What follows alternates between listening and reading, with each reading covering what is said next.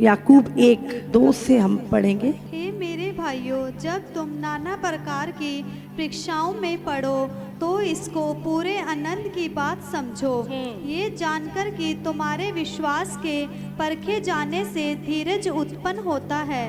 पर धीरज को अपना पूरा काम करने दो कि तुम पूरे और सिद्ध हो जाओ और तुम में किसी बात की घटी ना रहे। परमेश्वर का वचन हमेशा सांसारिक सोच के विरुद्ध में काम करता है। परमेश्वर का वचन तुम्हारी सोच के हिसाब से नहीं है, प्रभु का वचन उसके विपरीत है।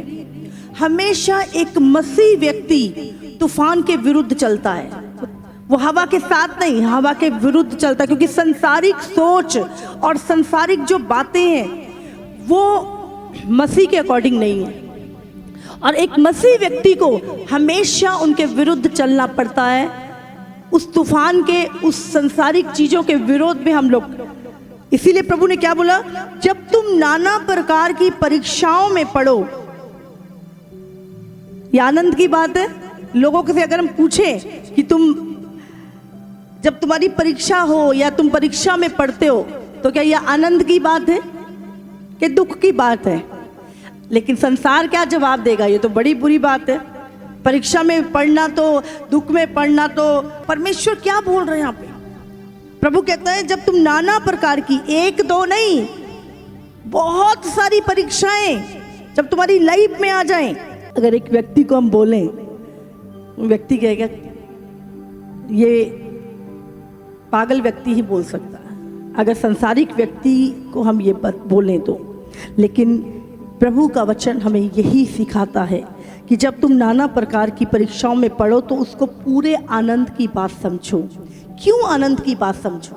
क्यों? ये जानकर कि तुम्हारे विश्वास के परखे जाने से, वो परीक्षाएं क्या हैं? तुम्हारा विश्वास परखा जा रहा है। वो परीक्षाओं में, उस बीमारी में, उस कर्ज में, उस दुख में क्या हो रहा है? तुम्हारा विश्वास परखा जा रहा है। तुम्हारे विश्वास के परखे जाने से धीरज उत्पन्न होता है।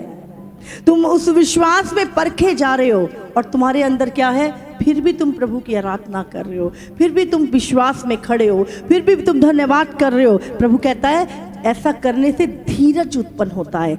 और फिर लिखा है, फिर धीरज को अपना काम पूरा करने दो। बीच में कुड़कुड़ाओ मत। जब तक परमेश्वर उस परीक्षा से ना निकाले धीरज को, जो धीरज उत्पन्न हुआ है उस परीक्षाओं के दौरान, उसको अपना काम पूरा करने दो कि तुम पूरे और सिद्ध हो जाओ और तुम में कोई बात की घटी ना रहे। हालेलुया। प्रभु क्या कहता है? धीरज को अपना काम पूरा करने दो कि तुम पूरे मतलब अभी हम क्या हैं? अधूरे हैं, अभी हम असिद्ध हैं, अभी हम अधूरे हैं, अभी हमें बहुत सारी कमियां हैं। प्रभु कहता है जब बहुत सारी परीक्षाओं में से तुम निकलते हो और धीरज धरते हो तो परमेश्वर क्या कहता है? तुम पूरे हो जाते हो, तुम सिद्ध हो जाते हो और फिर तुम में किसी बात की घटी नहीं रहती। Hallelujah, hallelujah. तो जब परीक्षाएं आए तो क्या कुड़कुड़ाना है? हमें क्या करना है? प्रभु ने क्या लिखा? जब नाना प्रकार की परीक्षाएं आए तो क्या कर? आनंदित हो। हालेलुया। परीक्षा हमें आगे लेके जाती है। कभी भी परीक्षा में प्रभु का वचन कहता है कि बिना परीक्षा के ना तो तुम सिद्ध हो सकते, ना तुम आगे बढ़ सकते और ना तुम्हारी कमियां दूर हो सकती हैं। हालेलुया। बिना परीक्षा दिए, बिना परीक्षा में से बाहर निकले कभी भी आप आगे नहीं बढ़ पाओगे, आप सिद्ध नहीं हो पाओगे। ये प्रभु का वचन कह रहा है। तो अगर हम चाहते हैं हम सिद्ध हो जाएं, हम मांगते हैं ना प्रभु हम सिद्ध हो जाएं, हमें भी सिद्ध कर दे प्रभु, हमें कोई बात की घटी ना रहे प्रभु, हम सिद्ध हो जाएं। हम मांगते परमेश्वर से। हम पौलुस के बारे में जब पढ़ते हैं कितनी परीक्षाएं पौलुस की लाइफ में आती थी। प्रेरित तो 14 उसका 19 पढ़ेंगे। परंतु कुछ यहूदियों ने अंताकिया और इकुनियुम से आकर लोगों को अपनी ओर कर लिया और पौलुस पर पथराव किया और मरा समझकर उसे नगर के बाहर घसीट ले गए। पर जब चेले उसके चारों ओर आ खड़े हुए तो वह उठकर नगर में गया और दूसरे दिन बरनबास के साथ दिरबे को चला गया। वे उस नगर के लोगों को सुसमाचार सुनाकर और बहुत से चेले बनाकर लुस्त्रा और इकुनियुम और अंताकिया को लौट आए और चेलों के मन को स्थिर करते रहे और ये उपदेश देते रहे कि विश्वास में बने रहो। कहते थे, हमें बड़े कलेश उठाकर परमेश्वर के राज्य में प्रवेश करना होगा। जब पौलुस अंताकिया में था तो वहां पर बहुत सारे लोगों ने पौलुस को मारा पीटा। क्यों? क्योंकि वो सुसमाचार प्रचार कर रहा था। और जब लोगों ने उसको मारा पीटा, इतना पत्थरों से मारा कि वो मरा हुआ सा पड़ा था वहां पर, और उन्होंने सोचा कि शायद ये मर गया और उसको घसीट के नगर के बाहर कर दिया। आप सोचो, उस समय चेले आए और उसके बाद वो खड़ा हुआ और अगले दिन फिर जाके कहीं पर प्रचार कर रहा है। कैसा हार्ट था उन लोगों का, और कैसे वो चल रहे थे वो लोग कि उस सताव में भी, उन परीक्षाओं में भी कोई चीज उनको रोक नहीं सकी आगे बढ़ने से। हालेलुया। बाइबल में लिखा है वो आगे गए और फिर सुसमाचार प्रचार करने लगे और बहुत से लोगों को चेला बनाकर लुस्त्रा और इकुनियुम और अंताकिया को लौट गए और चेलों के मन को स्थिर करते रहे। कौन स्थिर कर रहा है यहाँ पे चेलों के मन को? कोई राजा रंक नहीं, वो चेले जो सुसमाचार के लिए दुख उठा रहे थे, जिनको लोग पत्थरों से मार रहे थे, वो लोग अपनी परीक्षाओं में दूसरों को स्थिर कर रहे थे और कह रहे हैं कि विश्वास में बने रहो। और ये कहते थे हम बड़े कलेश उठाकर परमेश्वर के राज्य में प्रवेश करना होगा। हालेलुया। अगर आज कोई सोचता है कि आसानी से हम स्वर्ग चले जाएंगे, नहीं। प्रभु कहता है नाना प्रकार की परीक्षाएं आएंगी, पर उसमें जब तुम्हारा विश्वास परखा जाएगा और जब वो तुम्हें सिद्ध करेगा, वो जो धीरज उत्पन्न होगा वो तुम्हें सिद्ध करेगा और तुम में फिर किसी बात की घटी ना होगी। और इसी का हम अगर 16 निकालेंगे, इसका पेंट लगवाकर उन्होंने उन्हें बंदी गृह में डाल दिया और दरोगा को आज्ञा दी कि उन्हें चौकसी से रखें। उसने ऐसी आज्ञा पाकर उन्हें भीतर की कोठरी में रखा और उनके पांव काट में ठोक दिए। आधी रात के लगभग पौलुस और सिलास प्रार्थना करते हुए परमेश्वर के भजन गा रहे थे और कैदी उनकी सुन रहे थे। इतने में एक बड़ा भूकंप आया, यहाँ तक कि बंदी गृह की नींव हिल गई और तुरंत सब द्वार खुल गए और सबके बंधन खुल पड़े। दरोगा जाग उठा और बंदी गृह के द्वार खुले देखकर समझा कि कैदी भाग गए हैं। हम क्या देखते हैं यहाँ पर पौलुस और सिलास जा रहे हैं और यहाँ पर एक भविष्य बताने वाली औरत थी जो अपने भविष्य बता के लोगों का बहुत सारा पैसा कमा लेती थी और वो शैतान की सहायता से ऐसा करती थी। और जब पौलुस ने उसको डांटा, वो उसमें से निकल गई और उसके स्वामियों की जो कमाई थी की आशा थी वो जाती रही। तब उन्हें गुस्सा आया और उन्होंने पौलुस और सिलास को बहुत पीटा और उनके बेंते लगवा के उन्हें जेल में डाल दिया और कहा इनकी चौकसी करो। और लिखा है दरोगा ने उनके हाथ पैर काट में ठोक दिए और उनको जेल में, शरीर पे बेंते लगी हुई हैं और अभी पिछली मार के दर्द और जख्म भरे नहीं हैं और नेक्स्ट वो चीज़ें। और उसके बाद भी पौलुस और सिलास क्या कर रहे हैं जेल में? लिखा है वो आधी रात को क्या कर रहे हैं? हाय हाय, क्या कर रहे हैं? वो आराधना कर रहे हैं प्रभु की, भजन गा रहे हैं प्रभु के। कैसी सामर्थ थी उनकी, कौन सी चीज थी जो इतने दुख में, ऐसी परीक्षा में भी भजन गा रहे हैं। और बाइबल में लिखा है जब आप अपनी परीक्षाओं में स्थिर रह के आप अपने फोकस से अपना दिमाग नहीं हटाते, अपने फोकस को नहीं बदलते, आप अपने गोल को पूरा करते हैं, परमेश्वर स्वर्ग खुल जाता है। और परमेश्वर देख रहा था, लिखा भूकंप आया और उनके जो बंदी थे वहाँ पर उनके भी, और पौलुस और सिलास के भी बंधन खुल गए, जेल के दरवाजे खुल गए, और वहाँ का जो दरोगा था वो डर गया और लिखा उसने अपने आप को मारना चाहा, पर पौलुस और सिलास ने कहा अपने आप को नुकसान मत पहुँचा। और बाइबल में लिखा, अगर हम पूरा चैप्टर पढ़ें तो वो पौलुस, वो दरोगा और उसके पूरे घराने ने उद्धार पाया। उन्होंने बपतिस्मा लिया और प्रभु को ग्रहण किया जिन्होंने उसको जेल में डाला था। हालेलुया। ऐसी परमेश्वर की योजना, लेकिन हमें हमेशा अपने फोकस को दूर नहीं करना, अपना ध्यान अपने फोकस से नहीं हटाना। पौलुस जानता था जब भी वो कहीं जाता था वो बचने की कोशिश नहीं करता था, वो हमेशा मौका ढूंढता था कि मैं किस तरह सुसमाचार का प्रचार करूं, मैं किस तरह वहां तक पहुंचूं, चाहे दुख में ही क्यों ना पहुंचूं, पर अपने गोल को वो हमेशा पूरा करता था। और हम देखते हैं एक जगह पर जब पौलुस को राजा ने बोला तुझे छोड़ देने का अधिकार है, बोलता नहीं, हेरोदेस के पास मेरा न्याय हो, क्योंकि वो चाहता था कि मैं वहां जाके भी अपनी गवाही दूं। ऐसी बहुत सारी घटनाएं जब हम देखते हैं प्रभु के चेलों के जीवन में, क्योंकि उनका ध्यान प्रभु की ओर था, वो अपनी परीक्षा में पड़े नहीं रहे। उनको किसी ने मारा, उन्होंने कहा अरे अभी तक महीना लगेगा, मेरे जख्म ठीक होंगे फिर मैं आगे बढ़ूंगा, अभी तो मेरा ये ठीक होगा फिर मैं नहीं, वो अपनी परीक्षा में पड़े नहीं रहे।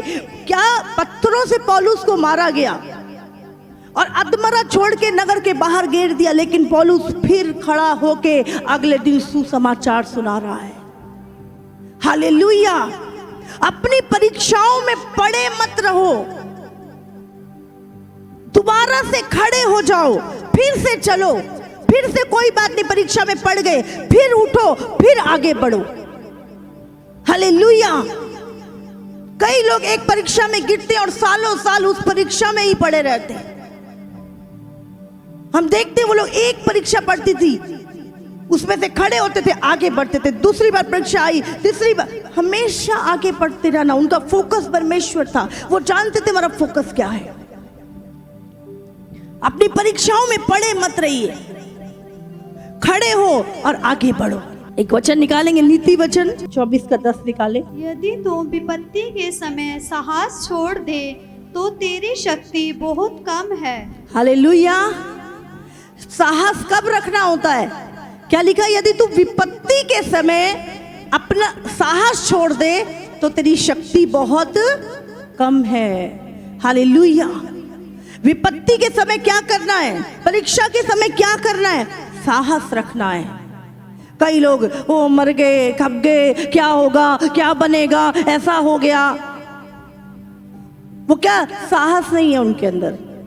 विपत्ति में अगर तुम साहस नहीं है तो तुम्हारी शक्ति बहुत कम है। तू सिर्फ अपने मुंह से तो बोल रहा है कि तू बहुत बलवान है, तू बहुत सामर्थ्य है, तेरा विश्वास बहुत बड़ा है, लेकिन तेरी परीक्षा में पता लगता है कि तेरी शक्ति कितनी है।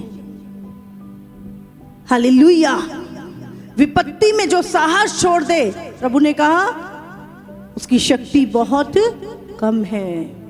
तूफानों में खड़े रहना, परीक्षा में स्थिर रहना,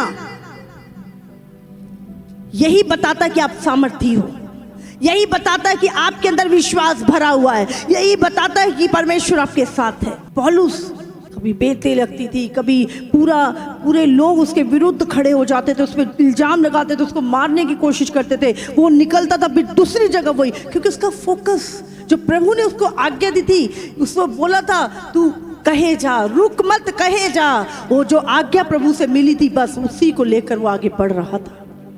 हालेलुया। पौलुस ने कभी अपना साहस नहीं छोड़ा। जिन्होंने अपना साहस नहीं छोड़ा वही सामर्थी कहलाए। हालेलुया। जिन्होंने विपत्ति में अपने घुटने नहीं टेके, विपत्ति में अपना साहस नहीं छोड़ा, मुश्किलों में खड़े रहे, वही सामर्थी बनाए गए। हालेलुया। आज हम उन्हीं की सामर्थ की बातें करते हैं। इब्रानियों 13:5। तुम्हारा स्वभाव लोभ रहित हो और जो तुम्हारे पास है उसी पर संतोष करो, क्योंकि उसने आप ही कहा है, मैं तुझे कभी ना छोड़ूंगा और ना कभी तुझे त्यागूंगा। हालेलुया।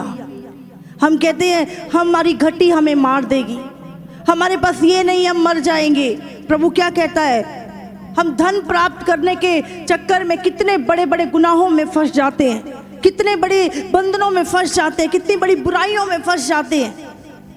लिखा है तुम्हारा स्वभाव लोभ रहित हो और जो कुछ तुम्हारे पास है उसमें संतोष करो। और प्रभु ने कहा क्योंकि उसके वायदे को याद रखो जो कहता है मैं तुझे कभी ना छोड़ूंगा और कभी ना त्यागूंगा। वो शारपत की विधवा के पास एक टाइम की रोटी रह गई थी, लेकिन प्रभु उसको जानता था। हालेलुया। प्रभु कहता है मैं तुझे कभी ना छोड़ूंगा। आज परमेश्वर चाहता है हम अपनी प्रॉब्लम्स में विजयी वचन को बोले, जयवंत बातें करें। हम वचन हमारे जो मुंह से निकल रहा वैसा हमारा विश्वास है। हालेलुया। हम परमेश्वर का असली सुख भूल जाते हैं और सिर्फ खाना पीना, इस संसारिक चीजें हमें लगता है ये जीवन है, लेकिन हम भूल जाते हैं कि असली जीवन मसीह में है, असली जीवन परमेश्वर में है, असली आनंद प्रभु के साथ है। हालेलुया। असली आनंद प्रभु की सेवा में है, असली आनंद प्रभु की उपस्थिति में है। इसीलिए प्रभु ने कहा जो तुम्हारे पास है उसमें संतोष करो, क्योंकि मैं तुम्हें कभी नहीं छोड़ूंगा, कभी नहीं त्यागूंगा। जो लोग वचन में जीवन बिताते हैं वो हमेशा विजय की बातें बोलेंगे। भले वो बीमार हो, लेकिन उनको पता है कैसे इस बीमारी से जय पानी है, कैसे जयवंत होना इस मुश्किलों से। हालेलुया। जो वचन में जीवन बिताते हैं उनको पता है कि कमजोर नहीं पड़ना, अपनी कमजोरी को वो उसमें सिद्ध होते हैं, उससे बाहर निकलते हैं, उससे लड़ना जानते हैं। हालेलुया। वो कंगाली, वो घटी उनके जीवन में नकारात्मक बातें नहीं लेके आती, बुरे विचार नहीं लेकर आती, लेकिन वो फिर भी आगे बढ़ते हैं, परमेश्वर में आनंदित रहते हैं। हालेलुया। वो छोटी मोटी बातों को लेकर डिप्रेशन में नहीं जाते, वो आनंदित रहते हैं जो वचन में अपना जीवन बिताते हैं। हालेलुया। अगर हम दाऊद के जीवन को देखें तो हजारों कारण थे। दाऊद सुसाइड कर लेता, दाऊद डिप्रेशन में चला जाता, हजारों कारण थे दाऊद के पास, लेकिन नहीं, उसने अपने निराशा में भी आशा रखी।